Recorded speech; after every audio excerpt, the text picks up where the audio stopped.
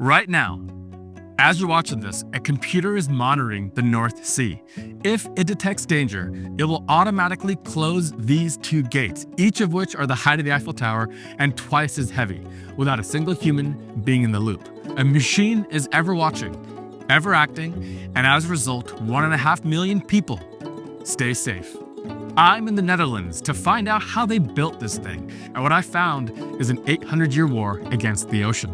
The deadliest night in modern Dutch history, and engineering that honestly shouldn't be possible. And in this video, we're gonna figure out how the Netherlands solved their flood problem. I'm Ricky, and this is Tuba Da Vinci. This video is brought to you by Outskill. January 31st, 1953. A Saturday night. Across the southwest Netherlands, families are finishing dinner. Kids are going to bed. It's winter and it's cold. Nothing unusual, except that there's a storm building over the North Sea. A big one with high spring tides and hurricane-force winds. Low pressure pulls the water higher and higher. A warning goes out at 11 a.m. But here's the thing. Radio broadcasts stop at night. Most people are asleep. And out of the 200 waterboards in the hardest hit region, only one receives the telegram. By 4 a.m., the dikes start breaking. By morning, 1,836 people are dead, 305 of them in a single village. A man named Johan van Veen had been warning the government for 24 years. They called him Cassandra, the prophet that no one believed. 20 days after the disaster, the Dutch government formed the Delta Committee. Their mission was simple: never again. What they decided to build had never been attempted by any nation on Earth, and it would take 43 years to finish. Here's what the Dutch are dealing with: 700 kilometers of coastline, jagged, exposed, impossible to defend. Their plan? Turn that into 80 kilometers, close off entire sea arms, build a wall against the ocean.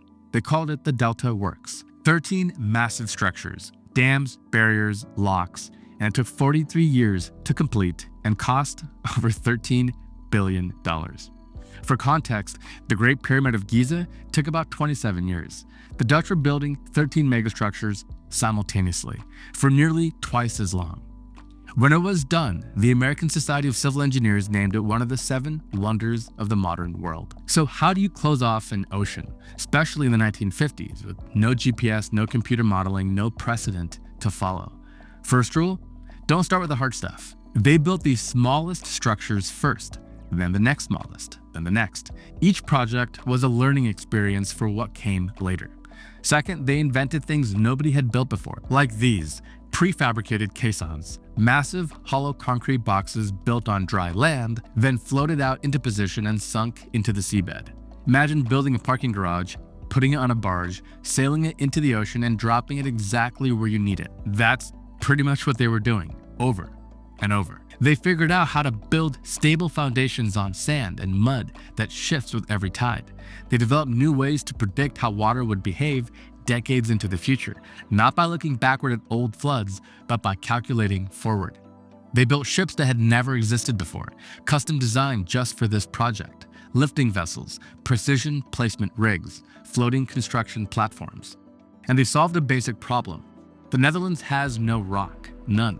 Every stone had to be imported. So they engineered dikes in layers: sand core, clay, waterproofing, crushed rock, basalt, and grass on top. It's actually maintained by sheep. We saw this while we were driving around. And oddly enough, they compact the soil better than cattle. Even the landscaping is engineered. And all of this was preparation and practice, because the two big ones, the structures that would define the entire project, well, those required something else entirely. This is the Maeslantkering. That is a mouthful. Hopefully I'm saying that right.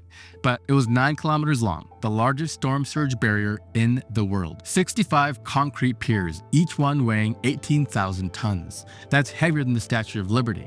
And there are 65 of them, standing in a row across the ocean. Between them, 62 steel gates. The biggest ones weigh 480 tons each. By embracing innovation and bleeding-edge technology, the Dutch seemingly did the impossible. And the bleeding edge of tech today is AI. And if you're curious or unsure how to get started with AI, our sponsor this week, Outskill, has you covered. Outskill is hosting a free 2-day AI Mastermind training this Saturday and Sunday. 16 hours of hands-on learning, and right now you can grab a seat completely free. A guy won $1 million by creating an AI film using Google's VO3. And I'm actually using AI coding to build a new website for home energy usage and insights. I can't wait to show you more soon. AI isn't coming, it's here. And the gap between people using it and ignoring it is getting wider fast. Forbes just reported that employees using AI at work earn 40% more than those who don't. You'll learn how to build AI agents that do meaningful tasks, automate workflows across tools like Notion and Google Sheets, and connect systems that keep running while you're not at your desk. People who've gone through this training have built services that generate significant income. I used to tell people that the idea was 20% and the other 80% was execution. But now with AI, curiosity and ideas have never been more powerful. So if you're curious about practical ways AI can help you build things, attend both days of Outskill's AI Mastermind to get premium lifetime bonuses like the AI Prompt Bible, the AI Profit Roadmap, and your personalized AI Toolkit Builder. With over 10 million learners and a 4.9 out of 5 score on Trustpilot, Outskill is a resource I think you're going to love. Use my links to reserve your spot today. Huge thanks to Outskill and you. Now back to the show. When a storm comes, all 62 gates drop in 82 minutes. They're designed to handle storms that statistically happen once every 4,000 years, and they're built to last over 200. Some people call this the eighth wonder of the world. Honestly, that might be an understatement. Remember I mentioned they placed 18,000-ton pillars with centimeter precision? Well, here's how.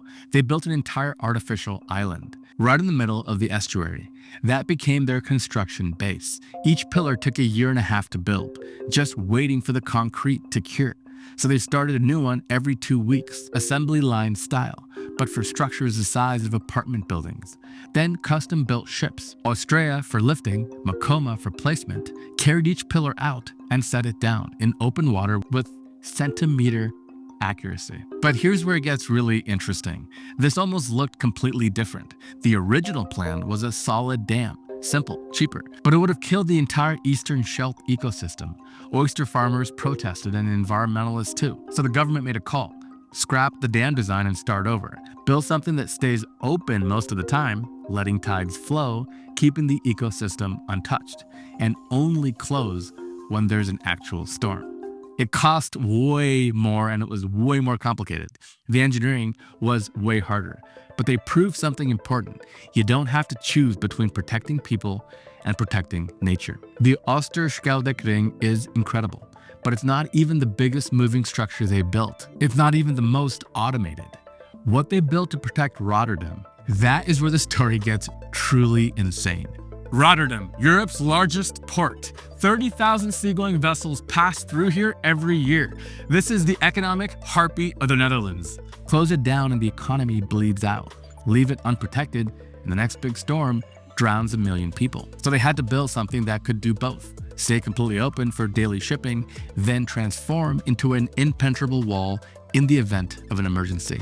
This is the Maeslantkering, and this is where the engineering gets absolutely ridiculous. 2 arms, 2 gates. Normally they rest in these dry docks on either side of the waterways. Ships pass through like there's nothing there. But when a storm comes, each gate is 210 meters wide, 22 meters high. Each arm stretches 237 meters. Here's a comparison that broke my brain. Each arm is the height of the Eiffel Tower, and each arm weighs twice as much as the Eiffel Tower. See these ball and socket joints? Well, they're 10 meters across and weigh 680 tons each. The Maeslantkering rivals the Green Bank Telescope and the Bagger 288 excavator as the largest moving structures ever built by humans. So how does it work? When sensors predict dangerous water levels, say a big North Sea storm, here's what happens. T-minus 4 hours. Ships get the warning. Clear the waterway. T-minus 2 hours. All traffic stops. T-minus 30 minutes. The dry docks flood. The gates actually float. These massive steel structures, heavier than 2 Eiffel Towers combined, rise up on the water. They swing toward each other, meet in the middle, then they fill with water and sink, locking down into the riverbed. In just 2 hours, an open shipping channel becomes a 22-meter high wall across 360 meters of water. But here's the part that still blows my mind. The system that controls all of this is called BOS, and it's fully automated. There's a computer monitoring the North Sea 24 hours a day. Weather data, tidal predictions, pressure systems, and when the water level is predicted to rise above 3 meters near Rotterdam, the computer makes a decision. not a person, the computer. No minister has to sign anything. No engineer has to push buttons or have committee meetings. No one even has to be awake. The machine watches, the machine decides, and the machine acts. And 1.5 million people stay safe while they sleep. The first real closure came in November 2007, Storm Tilo. Everything worked exactly as designed. There was no drama or panic, just a machine doing exactly what it was programmed to do, 3 decades after it was designed. They spent 43 years building a system that protects an entire nation automatically. And then they made a promise. October 4th, 1986, Queen Beatrix stood in front of the Oosterscheldekering and made a declaration. The flood barrier is closed. The Delta works are completed. Zeeland is safe. 33 years after, 1,836 people lost their lives in their sleep. The promise of never again was actually delivered. I think most about the engineering structures, the big gates and things like that, but there's just a lot of earth moving that has to happen. Now my Dutch is not so great, but I'm guessing that says 21 million cubic meters of sand were probably brought in to make these banks, and this runs across the entire shoreline. Parts of the Netherlands is up to like 8 meters below sea level. 47 years they did all this. So how are the Dutch actually able to pull this off? Well, it's not just about engineering. It's about 800 years of practice. Around 1250, Dutch communities started forming water boards, local organizations to manage dikes and drainage. Collectively, there was a medieval law: whom the water hurts, he the water stops. Translation: everyone cooperate or everyone drowns.